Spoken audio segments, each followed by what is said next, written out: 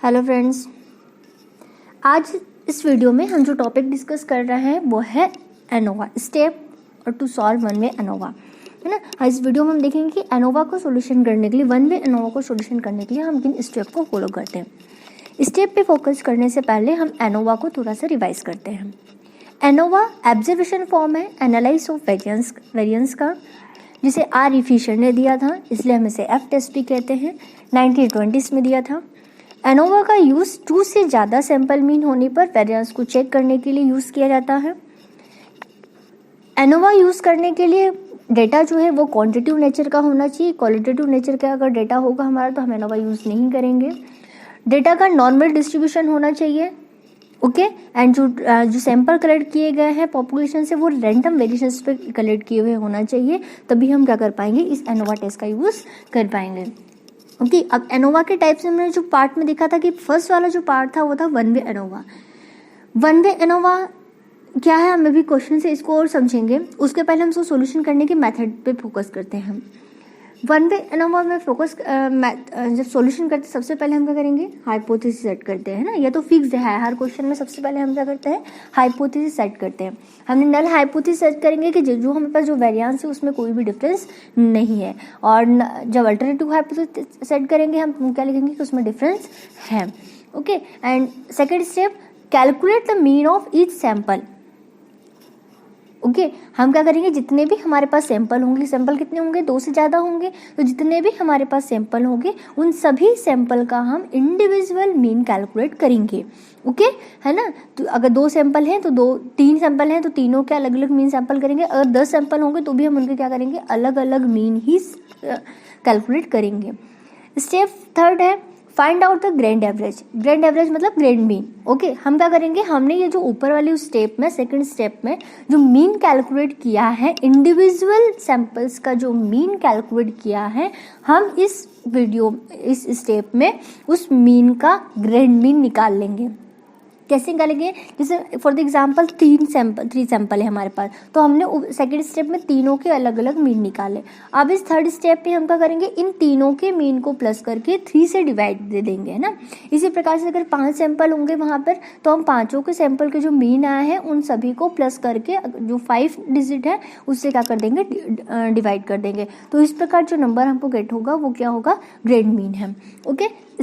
Next step है calculate the difference between mean and various sample and grand mean, okay. हम क्या करेंगे यहाँ पे कि जो भी हमारे पास सैंपल के मीन है, इंडिविजुअल सैंपल के जो मीन है, हम उसको ग्रैंड मीन से क्या करेंगे, उसका डिफरेंस निकालेंगे। अब आप यहाँ पे क्या करेंगे, जैसा क्वेश्चन में जो चार्ट देखिए हमको टेबल देख के रखा रहेगा, हम वैसे ही टेबल बनाएंगे। एंड नेक्स्ट पास में हम 3 कॉलम और क्रिएट कर लेंगे, ओके। आप चाहो तो 6 कॉलम क्रिएट करेंगे, ओके। आप क्या करेंगे, ये जो सैंपल की जो वैल्यूज देख के रखिए, इनके सामने ही इनकी जो मीन की वैल्यू है, रिस्पेक्टिव सैंपल की जो मीन की वैल्यू है उसको हम ग्रैंड मीन की जो वैल्यू होगी उससे डिफरेंस निकाल लेंगे, ओके। नेक्स्ट स्टेप में हम देख रहे हैं square this difference and obtain their total of each sample.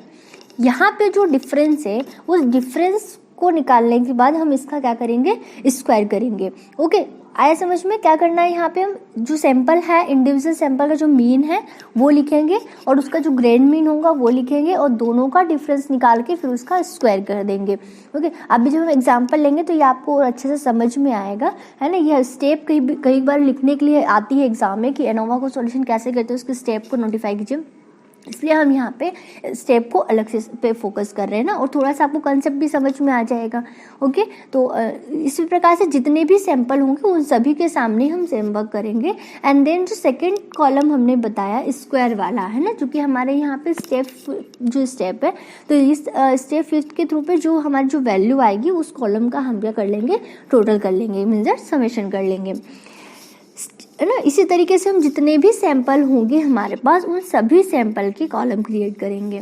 Next step है calculate sum of square between the sample, okay अब इस तरीके से जो तीनों जो स्क्वायर वाला जो तीनों ही कॉलम होंगे उन तीनों कॉलम के हम क्या कर लेंगे, टोटल कैलकुलेट कर लेंगे, टोटल कर लेंगे उन तीनों वैल्यूज़ का। ओके तो मतलब जितनी भी वैल्यूज़ होगी, तीन मतलब अगर 3 सैंपल है तो 3 है होगी, है ना, ज़्यादा सैंपल होंगे तो ज़्यादा वैल्यूज़ होंगी, उन सभी को हम प्लस कर लेंगे और फिर हम क्या करेंगे, वो जो हमारी जो वैल्यू आएगी उसको हम क्या कहते हैं, SSB।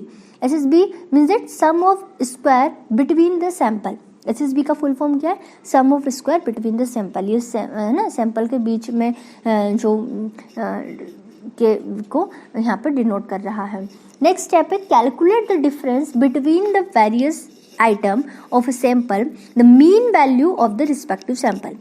अब जैसे कि हमने ऊपर क्या किया था कि हर सैंपल के मीन से ग्रैंड मीन का डिफरेंस निकाल कर उसका स्क्वायर किया था, सेम वर्क यहाँ पर भी करना है, लेकिन यहाँ पे क्या करना है हमको, जो सैंपल है उसकी जो वैल्यू है उसी को उस सैंपल के मीन से डिफरेंस निकाल के उसका स्क्वायर करना है। ओके आई होप आपको समझ में आ गया। जैसे x1 लिखा हुआ है पहला सैंपल, उसके नीचे लिखा है 2, तो यहाँ पे 2 लिखा हमने और मान सपोज दे इसकी इस जो x1 सैंपल है इसका मीन आया था 5, तो हम क्या करेंगे 2 - 5 क्या आ गया -3, फिर -3 हम यहाँ पे नोट करेंगे। ओके इस तरीके से यहाँ पे करना है। नेक्स्ट स्टेप है square the difference and obtain their total of each sample.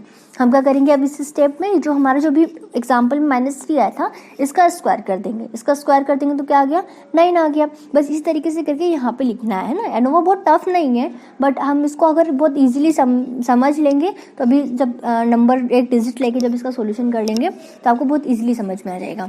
Okay तो ना और फिर उसके नेक्स्ट स्टेप है calculate sum of square within the sample. इस तरीके जो हमारा स्क्वायर वाला जो फिर से जो 3 कॉलम और बनेंगे हमारे, उन तीनों कॉलम का हम क्या कर लेंगे, टोटल कर लेंगे और ये जो टोटल जो वैल्यू आएगी उसे हम क्या कहेंगे SSW। SSW means that sum of square within the sample.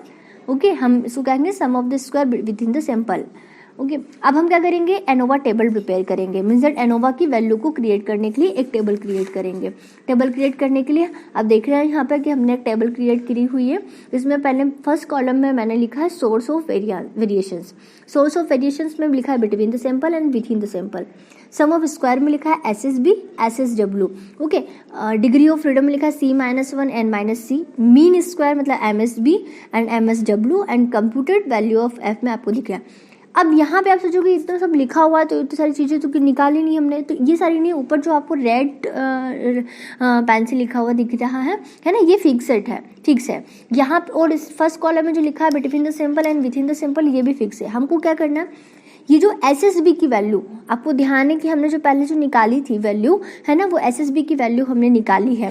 Okay step number 6 में हमने SSB की वैल्यू निकाली है। तो स्टेप नंबर 6 में जो SSB की जो वैल्यू आई है उसको हम यहाँ पे पुट करेंगे। फिर लिखा है SSW मीन्स SSW 9 वाले जो आपके स्टेप है इसके थ्रू जो वैल्यू आई है उसको हम यहाँ पे लिखेंगे। नेक्स्ट है degree of freedom. Degree of freedom आप सभी लोग जानते हैं डिग्री ऑफ फ्रीडम किसे कहते हैं ना, यहाँ ये निकलेगा C-1 मतलब जितने भी कॉलम हमारे होंगे, कॉलम में जितने भी हमारे वेरिएबल्स होंगे उन सबको या सैंपल्स होंगे, उस सैंपल को हम 1 से माइनस करेंगे। 3 सैंपल है हमारे पास तो 3-1, 4 है तो 4-1। N-C मतलब N मतलब टोटल वेरिएबल्स जितने भी हमारे पास हैं, टोटल नंबर जितने हैं उसको हम कॉलम की वैल्यू से माइनस करेंगे। जैसे हमारे पास 3 सैंपल हैं और तीनों में 3 डिजिट है तो N कितने होंगे 9 - C, तो C मतलब 3 ना कॉलम है तो 9 - C तो यहाँ पे क्या आ जाएगा 6। ओके अभी अगर ये समझ में नहीं आया तो अभी हम जब क्वेश्चन करेंगे तो और अच्छे से इसको डिस्क्राइब कर लेंगे। नेक्स्ट है मीन स्क्वायर। मीन स्क्वायर मतलब MSB = SSB divided by C-1। यहाँ पे हमको SSB आपको दिख रहा है, यहाँ पे SSB लिखा हुआ है, उसकी वैल्यू को सेकंड कॉलम की वैल्यू को थर्ड कॉलम की वैल्यू से डिवाइड करेंगे तो यहाँ पे mean of the square of between the sample आ जाएगा। ओके एंड इसी तरीके से हमने SSW डिवाइडेड बाय N-C किया, मतलब यहाँ पे जो सम ऑफ स्क्वायर की वैल्यू है उसको हमने यहाँ पे जो डिग्री ऑफ फ्रीडम की वैल्यू है उससे हमने डिवाइड किया तो हमारे पास MSW आ गया। ओके अब इस तरीके से जो मीन स्क्वायर में हमारे पास जो ये दोनों वैल्यू रहेगी उसको हम लास्ट कॉलम में डिवाइड कर देंगे। इस तरीके से हमारे पास F रेशो की वैल्यू आ जाएगी। ओके है ना। अब ये हमारे पास क्या आ गई, एनोवा की हमने जो F जो रेशो है उसकी हमने वैल्यू को कैलकुलेट कर लिया है। अब नेक्स्ट स्टेप क्या हमारी, know the table value of F। Okay हमको टेबल वैल्यू देखना है। अब टेबल वैल्यू के लिए हमको क्या चाहिए होती है, डिग्री ऑफ फ्रीडम। अब आप बोलोगे हमने डिग्री ऑफ फ्रीडम तो कैलकुलेट ही नहीं किया है अलग से जैसे हम बाकी क्वेश्चंस में करते थे, तो ऐसा नहीं है। इस जो हमने जो एनोवा की जो टेबल प्रिपेयर करी थी वहाँ पे जो डिग्री ऑफ फ्रीडम में हमने जो C-1 है N-C लिखा हुआ है, इसी वैल्यू से हम क्या करते हैं f की टेबल वैल्यू को देखते हैं। ठीक है, तो यहाँ पे जैसे मान लो फॉर एग्जाम्पल 3 कॉलम में तो हमने 3-1 लिखा है, यहाँ पे 9-3 लिखा है, तो क्या गया 2 and 6। तो f की जो 0.05 जो टेबल होगी हम उसमें 2 and 6 की वैल्यू को मैच कर लेंगे, है ना। तो हम यहाँ पे हमारे पास जो वैल्यू आ जाएगी वो टेबल वैल्यू आ जाएगी f की। देन इंटरप्रिटेशन का फॉर्मेट हमारे वही है, टेबल वैल्यू बड़ी है तो हमारी नल हाइपोथेसिस क्या होती है, एक्सेप्ट होती है, और टेबल वैल्यू अगर छोटी है हमारी ना लेस देन है कैलकुलेटेड वैल्यू से, तो हमारी नल हाइपोथेसिस क्या होगी, रिजेक्ट हो जाएगी, है ना। तो टेबल वैल्यू के बड़े होने पर, क्रिटिकल वैल्यू के बड़े होने पर नल हाइपोथेसिस एक्सेप्ट होती है, and table value means that critical value के छोटे होने पर जो हमारी नल हाइपोथेसिस वो क्या होती है, रिजेक्ट होती है। इस तरीके से हम क्या करते हैं, एक एनोवा का क्वेश्चन का सॉल्यूशन करते हैं। आई होप आप सभी को समझ में आया होगा। हम नेक्स्ट वीडियो में